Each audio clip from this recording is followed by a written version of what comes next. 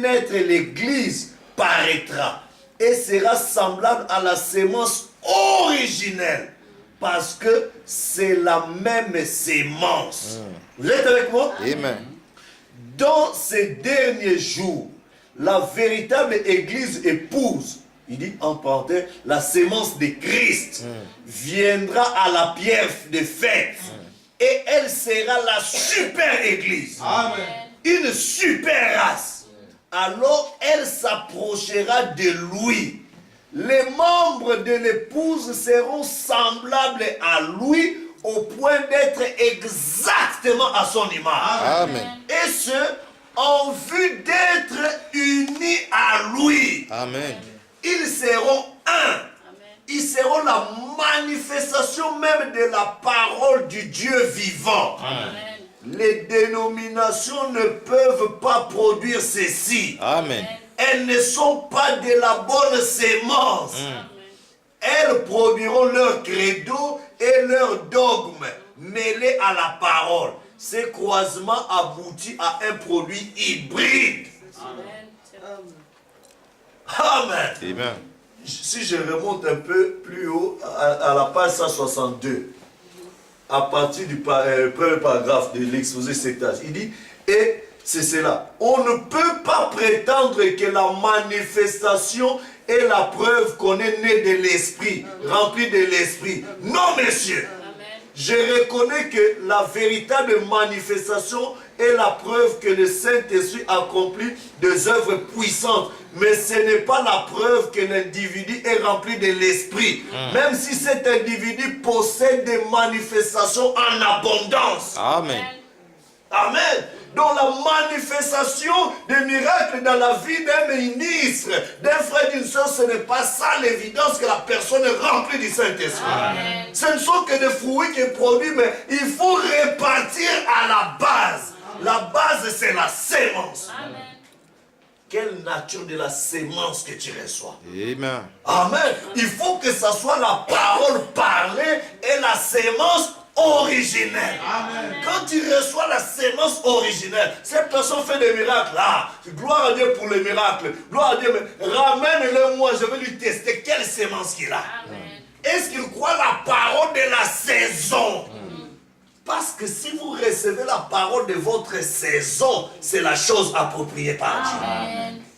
Parce que le miracle, c'est quoi? La Bible dit Dieu, il fait pleuvoir sur les justes et sur les injustes. L'Israël va crier gloire à Dieu, alléluia. Les bleus aussi va crier gloire à Dieu, alléluia. Mais est-ce que Dieu va prendre le dé parce qu'ils ont crié gloire à Dieu, alléluia? Il n'a pas besoin d'adorateurs. Il a besoin des vrais adorateurs, ceux qui l'adorent en esprit et en vérité. Et frère Branham dit la super race, la super église, cette sémence, la reproduction de Genèse 1:11, cette loi s'applique à l'église. C'est-à-dire quoi? La véritable église doit recevoir la véritable sémence parole de Christ. Amen. Elle doit croire à cette sémence parole de Christ. Elle doit vivre cette sémence parole de Christ, alors les œuvres de Christ vont suivre. Amen. Quand les œuvres de Christ vont suivre, alors Dieu au ciel dit je suis, je dis Amen à ce que cette parole, cette personne dit. Mais si la personne fait des miracles et que à la base sa sémence ne m'aime pas là-bas, elle n'est pas différente de Judas. Judas fait des miracles, oui ou non? Mais il était de la mauvaise sémence. Père, je n'ai perdu d'aucun de tout ce que tu m'as donné, sinon le fils de la perdition. C'est-à-dire qu'il avait une sémence de la perdition en lui.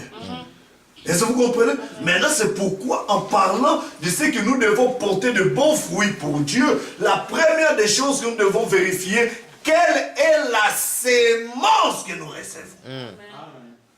Quelle est la sémence de la saison? Quelle est la sémence que nous devons recevoir pour pouvoir produire des fruits? Parce que cet arbre, le champ de Dieu, a été détruit par une mauvaise sémence en Éden.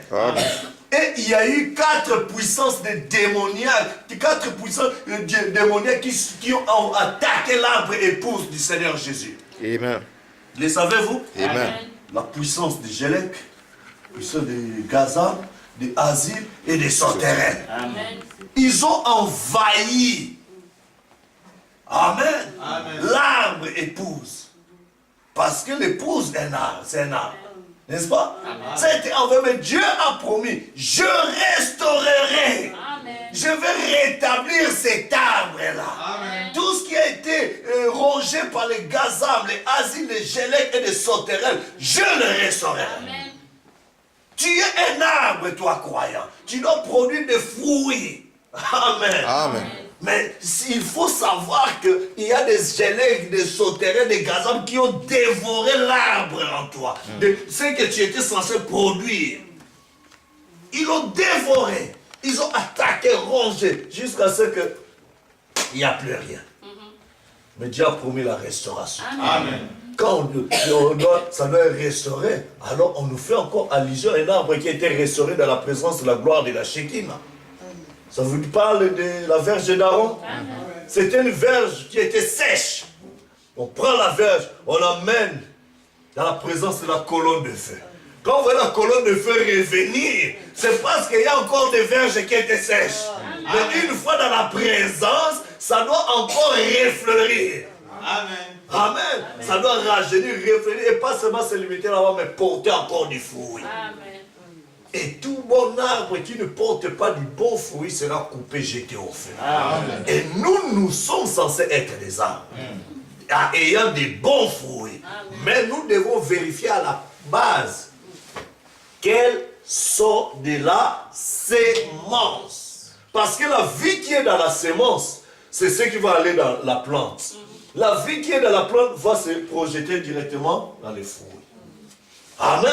Amen. Mais quand à la moisson, on n'a pas besoin de la plante, on a besoin de fruits. Amen. Or, nous devons amasser de bons fruits pour la vie éternelle. Amen. Donc, nous devons vérifier la sémence à la base. Quelle sémence que je reçois? Or, la sémence, quand nous allons dans Luc ou bien dans Matthieu 13, on parle un semeur est allé s'aimer. Vous êtes avec moi? Amen. Alors, nous retournons encore à la base. Un semeur est allé s'aimer. Ce semeur-là, c'est qui? C'est le Fils de l'homme. Amen. Vous êtes avec moi? Amen. Le Fils de l'homme, c'est qui? C'est Dieu dans la forme humaine. Amen. Première question. Crois-tu au Fils de l'homme? Amen. Crois-tu qu'aujourd'hui, le Fils de l'homme est venu? Amen. Crois-tu aujourd'hui que Dieu, le El et la Elohim, il a pris la forme humaine. Il Amen. est entré dans un homme. Alléluia. Il est venu pour nous prêcher la parole. Amen. Premier élément à croire, pour tester si tu es dans la bonne sémence. Amen. Gloire au Seigneur. Est-ce que vous êtes avec moi? Amen. Parce que le même Fils de l'homme, le semeur, c'est lui qui était pour produire Isaac.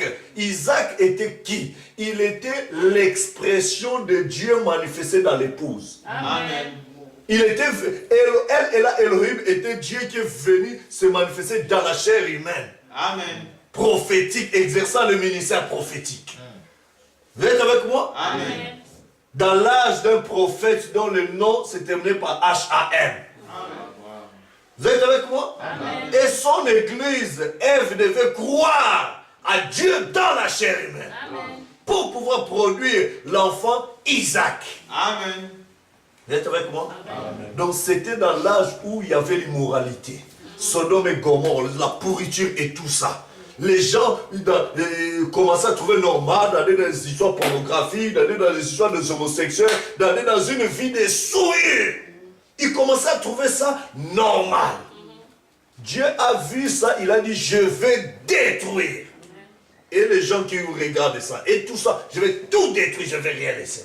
Alors que pour eux, c'était ça la civilisation. Dieu est descendu vers un peuple qui était à l'écart.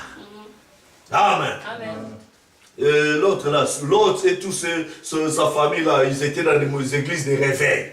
Mais ils étaient sous l'influence de Sodome et Gomorrhe. Est-ce que vous comprenez? Amen. Alors Dieu est venu chez H-A-M. Amen. Il a dit, voilà, il nous montre premier pôle, deuxième pôle, troisième pôle. Il a dit, ah, voilà la chose. Dieu lui révèle tout ça. Après, la pensée que Seigneur, j'ai encore ma famille qui est encore dans les groupes de prière. Comme tu vas détruire les mots, pense à ma famille, sauve-les, tout ça. Il dit bon, s'ils ne sont pas de l'épouse, mais moi je vais les épargner quand même, parce que toi tu as intercédé. Ils vont passer par la tribulation, c'est pas grave, mais toi tu es l'épouse. Tu seras loin de la tribulation et tout ça. Vous comprenez? Quand tu as la révélation, cela t'amène à intercéder même pour ceux qui ne sont pas dans l'épouse. Vous êtes avec moi? Amen.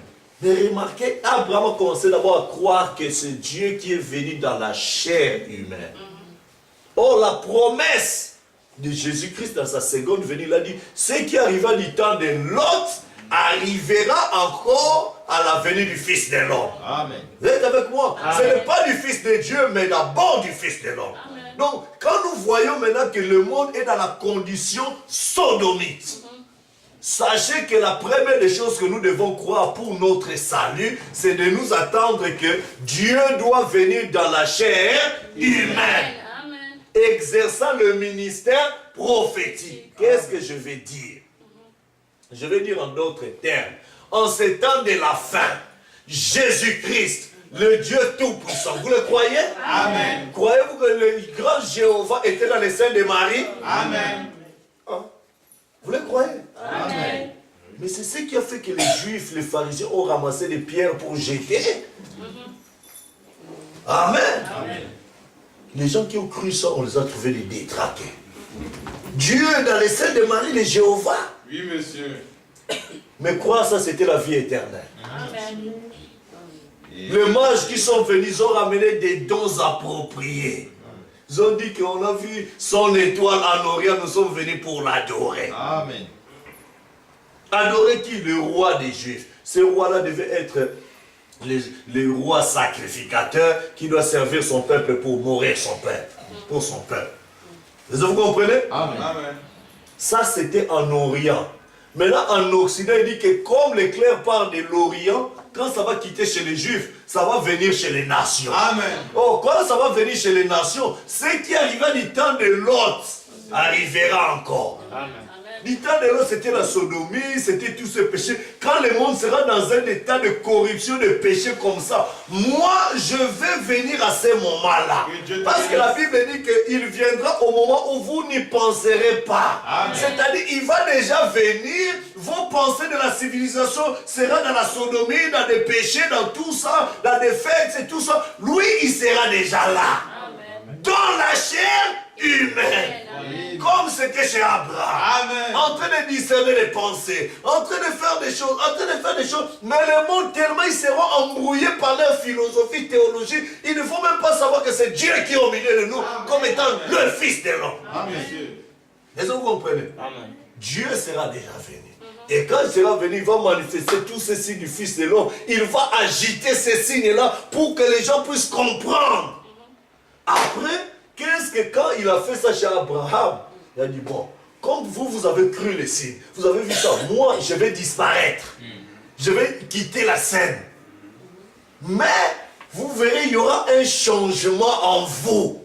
Amen. Pour que le Fils promis, la manifestation du Fils de Dieu puisse avoir lieu. Amen. Ce qui s'est passé là-bas, c'est comme ça que Jésus va encore revenir. Amen. Maintenant, quand il revient, qu'est-ce qu'il fait d'abord? Vous verrez le signe du Fils de l'homme sur le nuée du ciel. Amen. Un certain 28 février, vous verrez la nuée de gloire. Amen. Quand vous verrez la nuée de gloire avec ce coup de grondement de cet tonnerre, Amen. moi éternel, je vais me voiler dans la chair humaine Je te d'un remercie. prophète dont le nom se terminera par H-A-M. Amen. C'est clair? Une fois vous voyez cela, après qu'est-ce qui va se passer au travers de ces prophètes? Moi Dieu, je vais me cacher là-bas. Que Dieu te bénisse. Moi Jésus, je vais me cacher là-bas. Je vais vous révéler la parole sémence originelle. Amen. Je vais vous donner des visions. Amen. Je vais vous expliquer les mystères. Amen. Ceux qui comprendront ces choses brilleront. Amen. Ils seront épurés, blanchis. Amen. Quand ils connaîtront ces mystères. Amen. Quels sont ces mystères? Ce sont les sept tonnerres. Amen. Ce qui va restaurer littéralement l'épouse de Christ. Amen. Sans ces sept tonnerres, l'épouse ne pourra pas être restaurée. Amen. Amen. Parce que pour partir dans l'enlèvement, l'épouse doit avoir la foi de l'enlèvement. Or, la foi vient de ce qu'on entend. Ce qu'on entend qui vient de la parole de Christ. Est-ce que c'est clair? Donc, comme personne ne fut trouvé ni dans les cieux, ni sur la terre pour enlever les gens ou sauver, il faut que Christ vienne lui-même. C'est pourquoi, selon 1 Thessaloniciens 4, il dit, c'est pourquoi, à un signal donné au cri, tout ça, le Seigneur Jésus descendra lui-même. Quand il descend, il a un travail à faire. Que Dieu te bénisse. Quel est le travail qu'il fait? Il vient pour donner aux gens qui vont enlever la foi de l'enlèvement. Ne pensez pas que l'enlèvement, il y aura, Jésus apparaît directement, les gens disparaissent. Non, pour disparaître, tu dois avoir cette foi-là. Mais comme pour disparaître, lui-même, il doit te donner la foi, or le principe de la foi, tu dois entendre. Amen. Et comme tu dois entendre, il doit t'enseigner.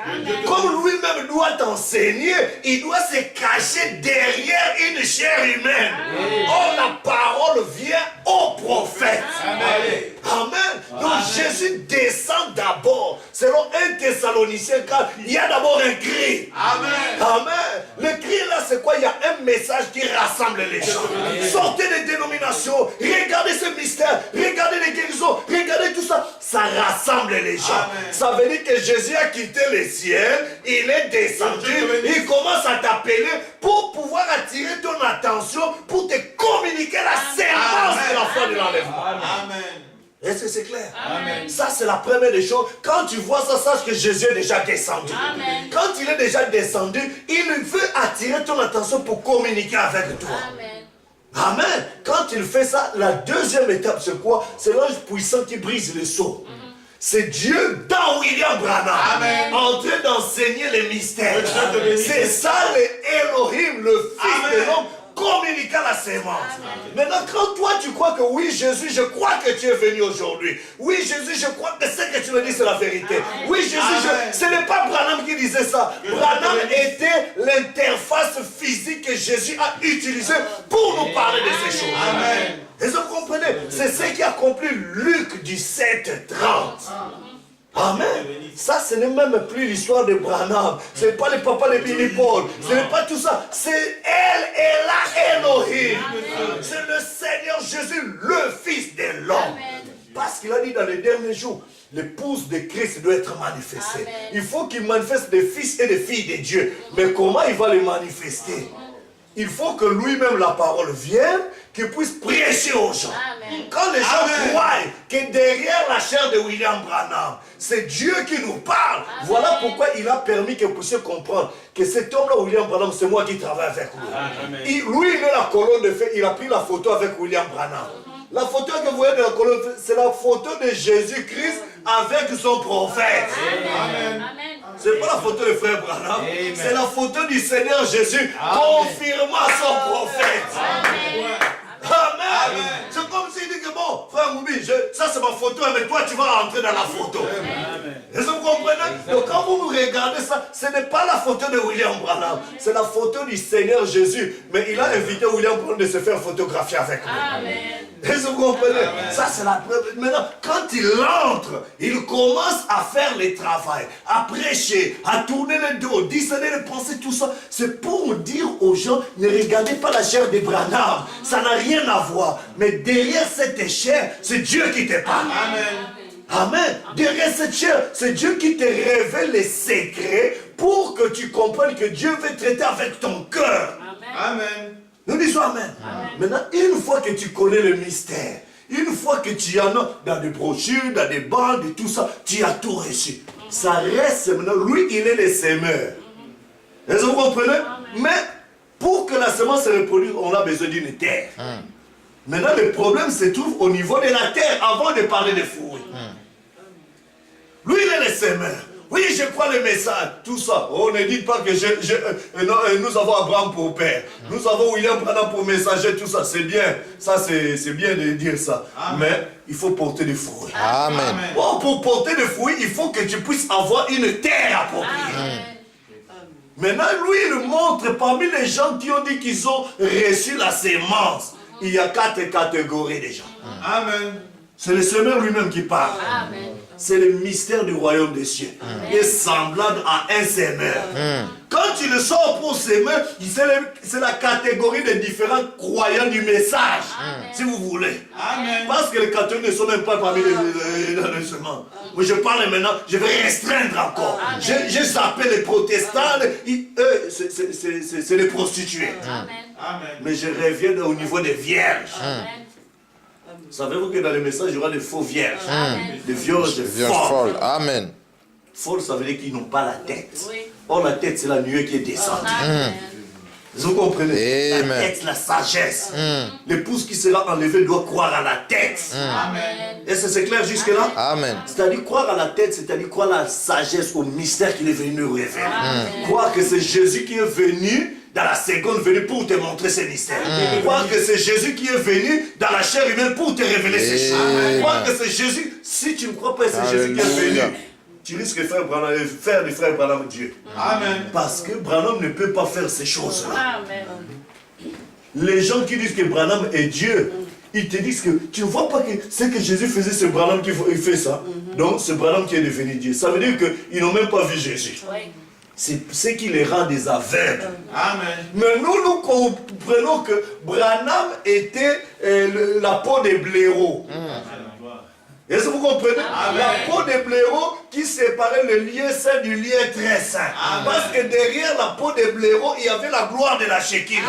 La colonne de feu était voilée là-bas. Toutes ces choses-là. Mais maintenant, le vrai sacrificateur ne doit pas se limiter à regarder la peau des blaireaux. Mais doit déchirer la peau des blaireaux et aller rencontrer Elohim. Aller rencontrer la gloire de la Shekinah. Amen. Au-delà, tu vas au-delà de William Branham. Tu comprends que derrière Branham n'était que la chair dans laquelle Jésus-Christ était caché. Mais moi, j'ai besoin de rencontrer le Dieu de Branham. Amen. Élisée n'a pas dit, où est Élie? Où est Élie? Non, non. Où est l'Éternel, le Dieu d'Élie? Amen. Donc il faut comprendre qu'au-delà de William Branham, c'était Jésus-Christ. C'est lui la colonne de feu. C'est lui la nuée de gloire. C'est lui le Dieu tout-puissant. Je vais le rencontrer lui-même. Que le Dieu de Branham soit mon Dieu. C'est pourquoi il a dit, partout ce message sera prêché. La même colonne de feu. Exactement. Pas une photocopie. Pas une duplication. Mais la même colonne de feu sera là pour confirmer ce message. Est-ce que vous comprenez? Donc quand tu comprends que Elohim, Amen, le Seigneur Jésus-Christ, mon parent rédempteur. Vous vous souvenez de mon tableau de l'autre dimanche pour montrer que de elle et là Elohim, ces attributs-là, il est entré dans la colonne de feu. Dans la colonne de feu, il est devenu la personne de Jésus-Christ. Avec tous ces attributs, vous et moi, nous étions là. Amen. Amen. Sais-tu que toi, tu étais la tribu de Dieu? Amen. Amen. Jésus-Christ, elle est là Elohim dans la pensée éternelle, avait pensé un jour faire un tour au Maroc. Amen. Mais comment il allait visiter le Maroc? Au travers des attributs. Amen. Amen. Il voulait que les gens sachent qu'il est la véritable fille de Dieu. Amen. Au travers de qui? Au travers de ses attributs. Amen. Il dit, bon, je vais entrer dans la sœur Paul aujourd'hui. Et je vais me promener là-bas avec la sœur Dominique. Amen. Je vais passer de l'autre côté par la sœur Emmanuel. De l'autre côté, je vais passer par telle sœur. Je vais habiter à Mohamedia par telle sœur. Dieu savait tout ça. Amen. Bon, je vais travailler d'abord chez Del là-bas au travers de tel frère. Amen. Je vais travailler dans tel centre d'appel au travers de tel frère. C'est Dieu vivant sa parole. Et le jour de l'enlèvement, peut-être tu seras en train de prendre des casques.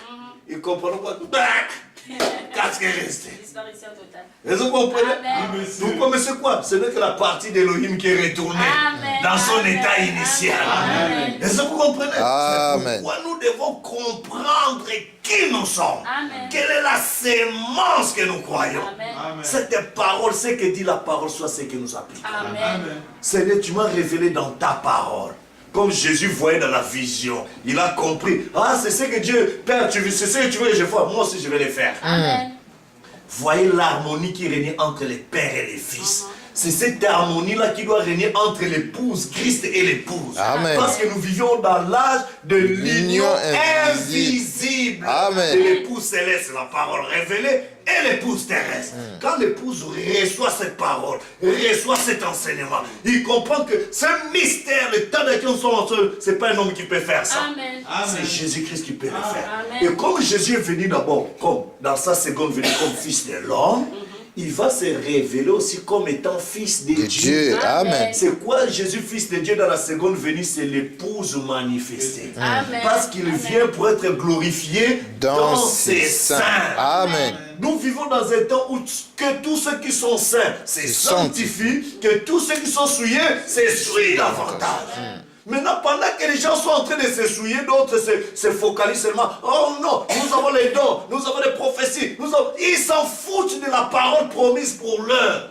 Mais l'épouse cherche à croire chaque sémence, Amen. chaque parole. Amen. Il comprend que la parole a dit ça. Seigneur, c'est toi qui es venu vraiment. Tu es venu pour me manifester, mais regarde, en moi j'ai encore telle faiblesse. Pourquoi j'ai encore tel manquement? Brise-moi, Seigneur. Amen. Ôte à moi la mondanité. Ôte à moi ce désir charnel, cette passion de la chair. Seigneur, je veux mourir parce que toi tu es venu, c'est pour me manifester. Amen. Je t'apporte tous mes problèmes. Amen.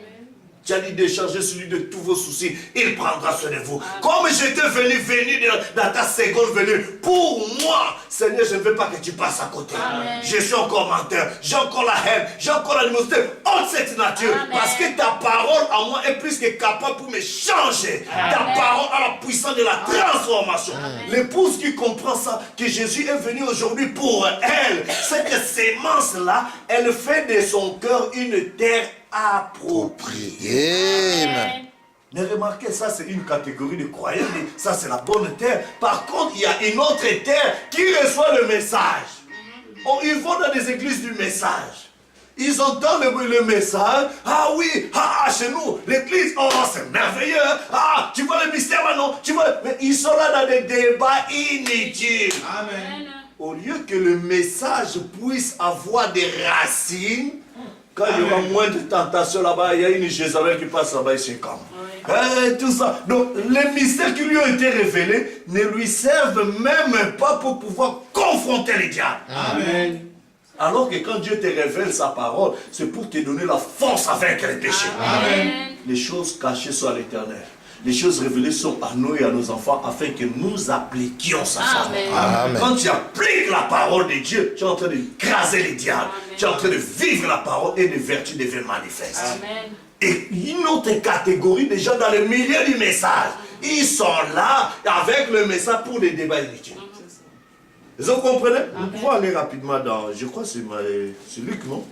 Même Matthieu 13, n'est-ce pas? Ou bien Luc 8, je pense.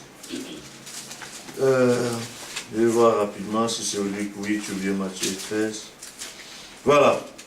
Je commence à partir, je suis dans Luc 8. Ensuite, Jésus allait de ville en ville et de village en village, prêchant et annonçant la bonne nouvelle du royaume de Dieu. Les 12 étaient avec lui et quelques femmes qui avaient été guéries d'esprits malins et de maladies. Marie dite de Magdala, laquelle était sortie ces démons. Jeanne, femme de Chusa, intendant d'Hérode, Suzanne et plusieurs autres qui l'assistaient de leurs biens. Une grande foule s'étant assemblée et des gens étant venus de diverses villes auprès de lui, il dit cette parabole. Un semeur sortit pour s'aimer sa semence. Comme il s'aimait, une partie de la semence tomba le long du chemin. Elle fut foulée aux pieds et les oiseaux du ciel la mangèrent. Vous comprenez?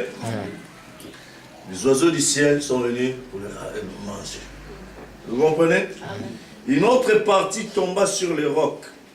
Quand elle fut levée, elle sécha parce qu'elle n'avait point d'humidité. Une autre partie tomba au milieu des épines. Les épines crurent avec elle et les touffèrent. Une autre partie tomba dans la bonne terre.